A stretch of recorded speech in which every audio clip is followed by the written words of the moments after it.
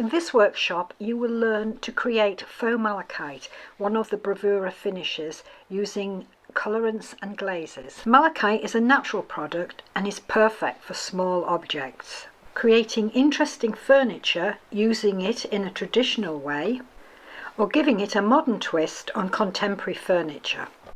Or be really creative and use it on walls and ceilings. You can stick to recreating it in true-to-life fashion or in a more primitive and looser way, as in this ceiling. In this class we're going to do faux malachite. And faux malachite is a lot of fun to do, and there really isn't a wrong way to do it. I don't believe you can go wrong with this, because malachite is a natural product and there are lots and lots of different types of malachite, different patterns in the malachite. So it's quite a lot of fun. In this type of glazing, we're going to use original scumball glaze, original clear acrylic glaze. When you're doing this type of work, it is more artistic. There is more room for your interpretation. So what we do is we use universal colorants. So these are universal colorants. They're pure color. There's nothing else in there.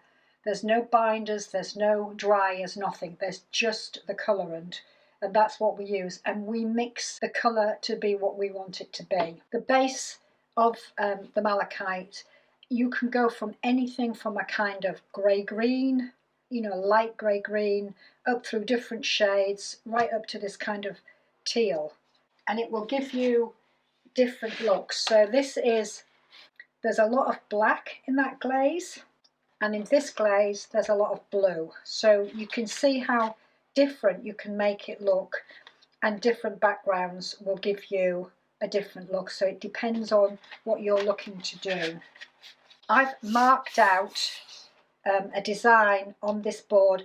Malachite is generally applied to furniture in small pieces because you just don't get huge pieces of malachite. And so it's up to you. You can create a design, a kind of marquetry on the piece of furniture or whatever it is you're doing, and tape that out and paint them as individual shapes.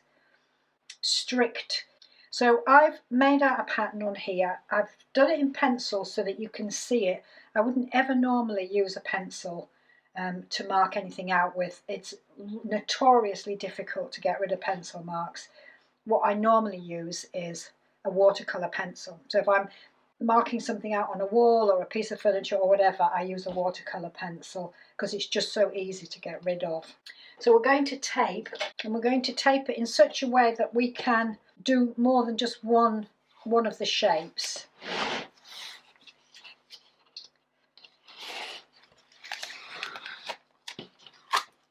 So we follow the line like so,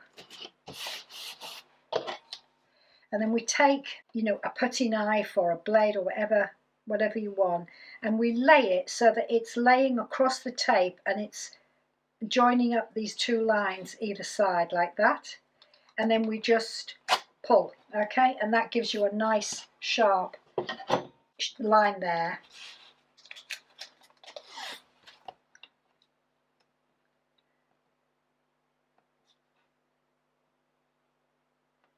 And then we do the same on the other side.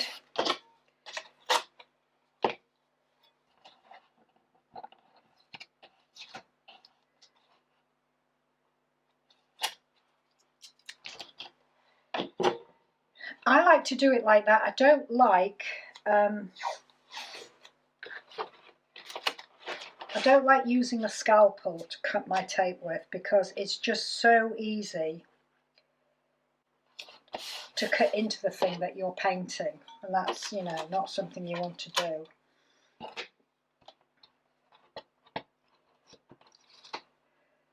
So you lay it like so, and you pull. Now, pulling it that way, we'd probably make a mess of it. Okay, we're going to pull it up that way, and you pull it sharp, and it comes off nicely. You'll get used to, you know, which way to pull it. When you've done it wrong a few times, you'll get used to it.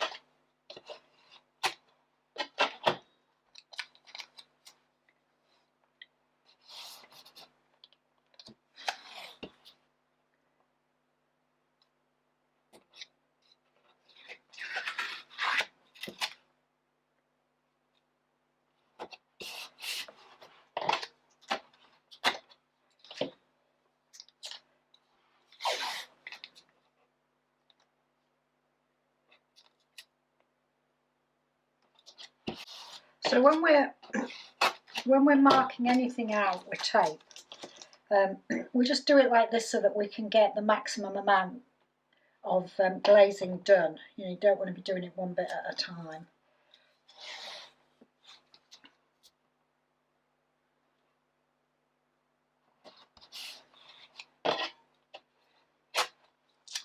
So we can do that bit, but not that bit. And if you're doing a lot of this, if there's, you know, say you're doing a wall where you're taping out sections on a wall, if you want to, just go and put a little bit of tape on the bits that you can't do, okay? Because it's very easy when you get going, you know, to go, oh yeah, put some there, and of course when you pull the tape off, you've made a mistake. So we don't want that to happen. To do this, the tools that we use are a brush to put the glaze on, and then pieces of cardboard. Okay, so any cardboard will do. Greetings cards are really useful for this kind of thing, but you will experiment. That's why I would say get different types of cardboard and see what kind of marks they make. But when we do the cardboard, you want to fold it a couple of times like this, and then tear it very carefully, because although we want this deckled edge, we don't want something like this, because when you pull that through the glaze, that bit there will just miss the glaze completely. So that's not what you want.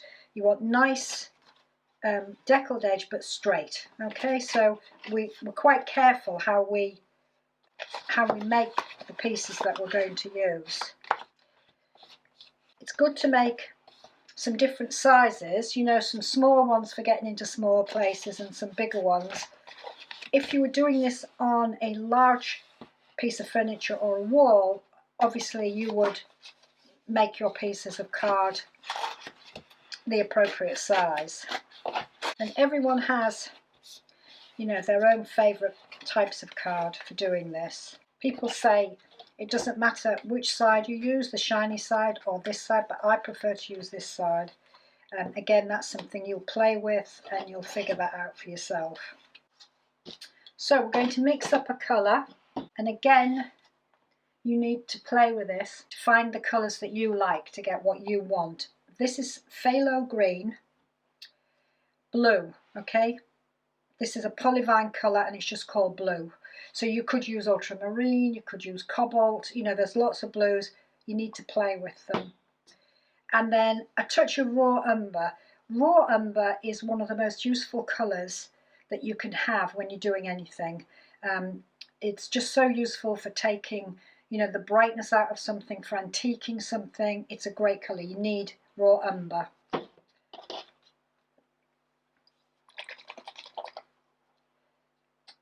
You could use yellow and blue and make a green yourself if you wanted to. This is really where, you know, the artistic side of doing this comes in. It's not a formula. I'm not going to teach you, do this many drops, do that. This is something I want you to learn to do for yourself.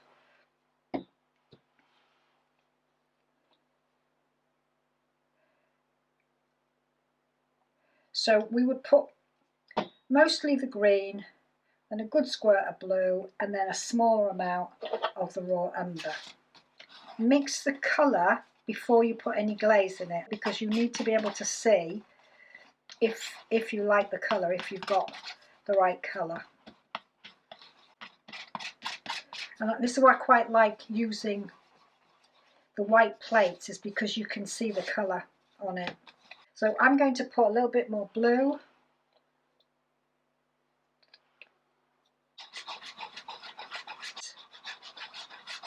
You've got to practice this. You've got to just paint lots of sample boards. I mean, you can make tiny little sample boards and just test colours of glazes out.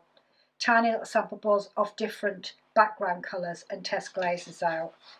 This is the fun part, really. Okay, so once you've got the colour where you want it, then we'll add the glaze. So we want to add at least as much glaze as there is colourant.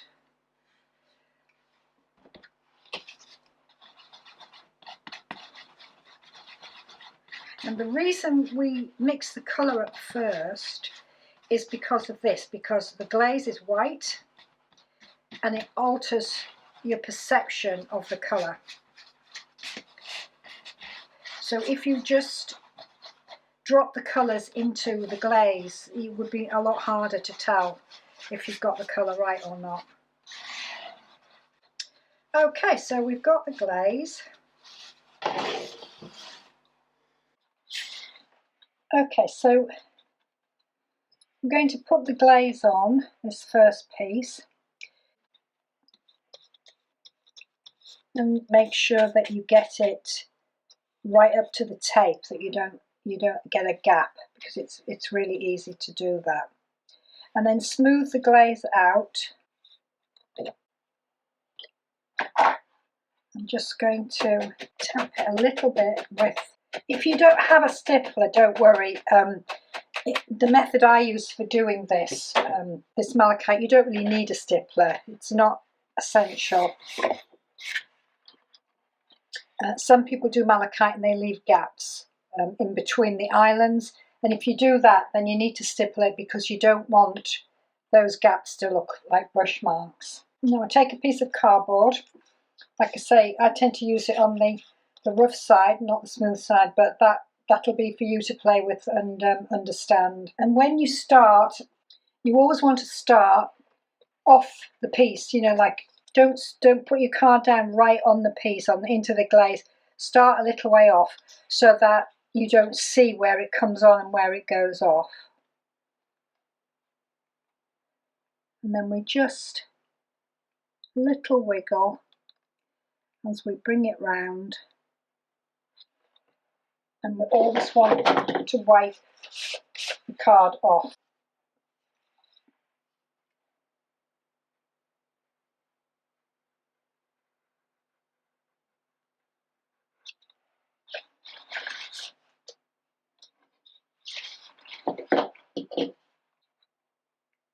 So we're just curling it round. You do occasionally get straight pieces in malachite, but mostly you get sort of curves and circles, semicircles.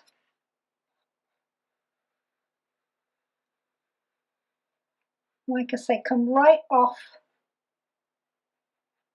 the tape, even if it goes onto the board, and you just wipe that up.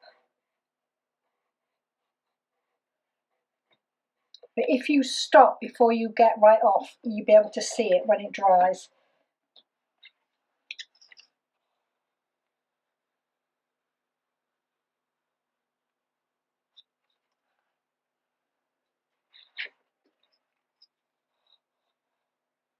And I'm going to come a little circle going the other direction for this bit.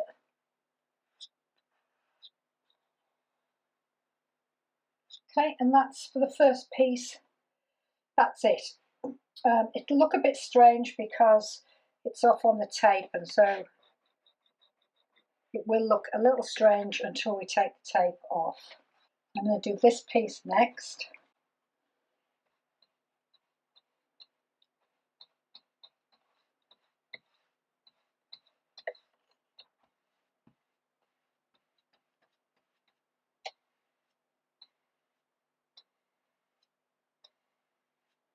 And smooth the glaze so you don't get big thick blobs. We'll do a little a nose. So we're going to start on the tape. We're going to bring this round this axis here, so we're just going all the way around.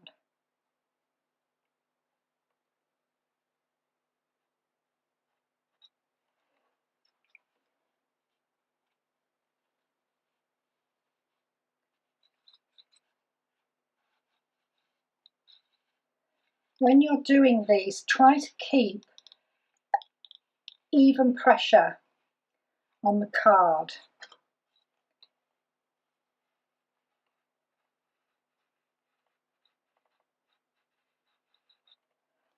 So if you were doing, you know, a large area with a large piece of card, you'd probably want to use 2 hands, because if you lose the pressure, you can get some sort of funky things happening.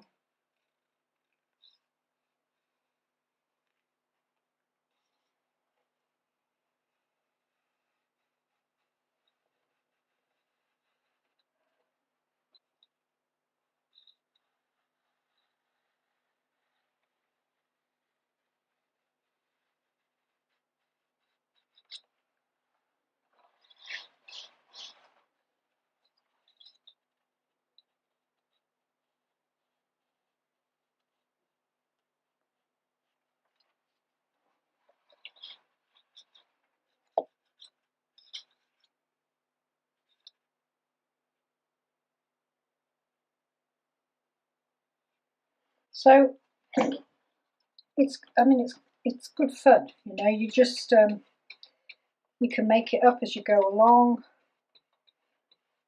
depending on what it is that you're doing a malachite finish on. Then you can, you know, do lots of straighter lines or curves. It depends.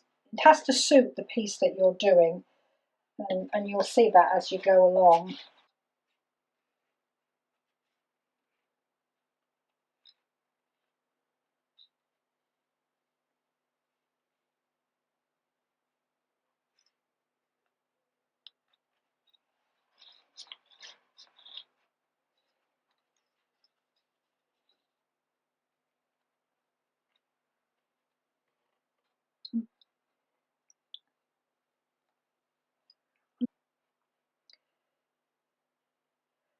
Because malachite is a natural substance, so there is no sort of, you know, correct formation of malachite. Thing to do is to look at things, look at malachite, look at what it's made from. Even the faux malachite, you know, go look it up on Google. Sometimes you'll get these kind of marks in malachite.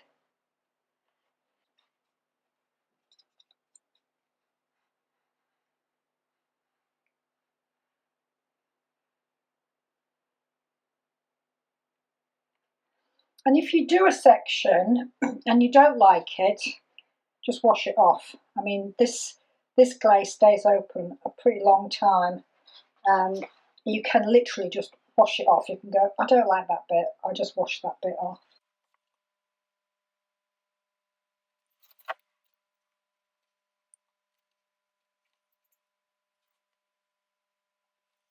And if you've got any little smudges here and there, just wipe them off before they dry. So we'll wait now for that to dry, and then we can do the rest of it. Okay, so this is dried and we've taped up the bits that we've already done. On this one we'll be able to do these pieces. This will have to wait till last. There's no way to do that as well. So it's always worth, you know, when you're doing shapes, to plan them out in a way that it's not going to take lots and lots and lots of passes to get them all done.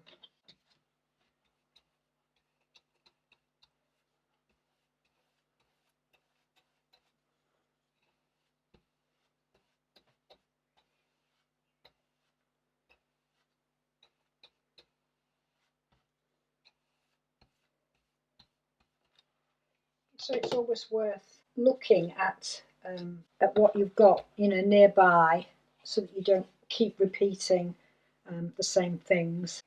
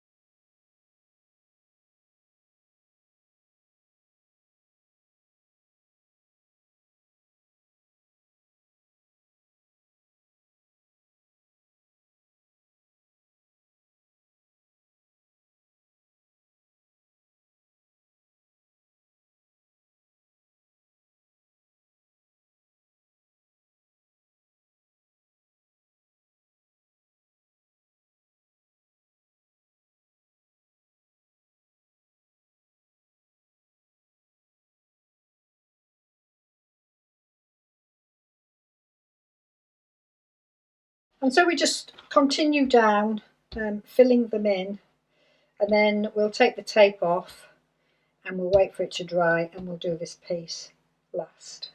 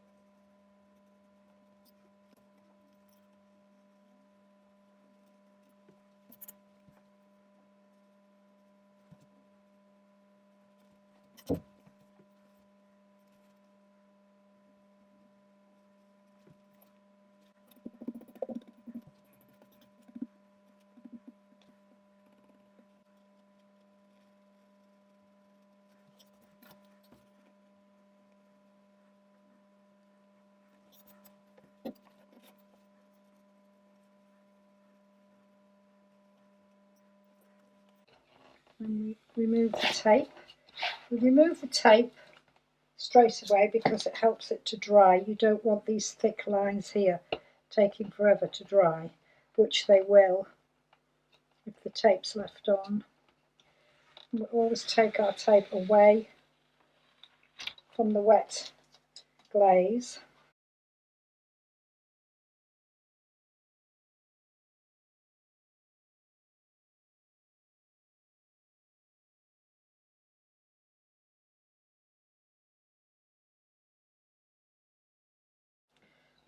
No need to panic.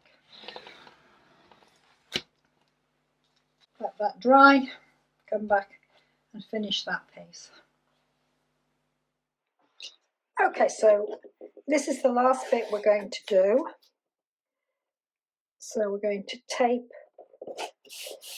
out the space. Now when you're doing anything like this, you always want to leave just a sliver of the colour showing. I mean really tiny, but what you don't want when you've finished is to have a tiny line of the background paint showing. So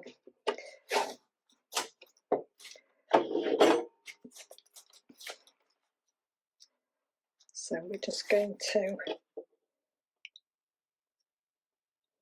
get that ready.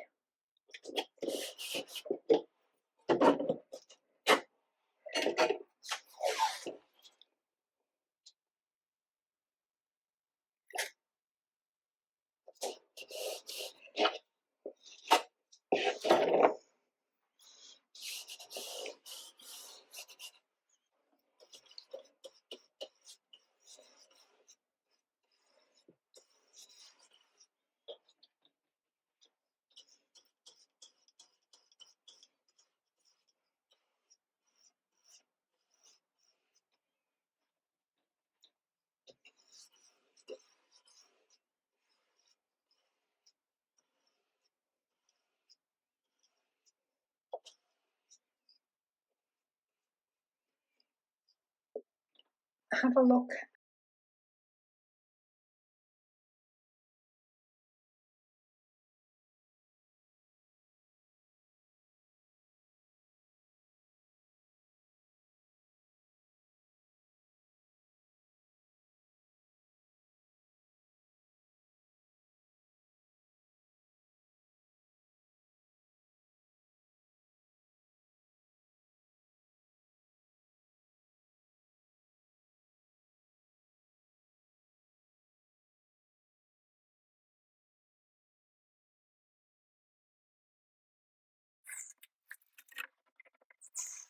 And that's it all done, filled in. So I've got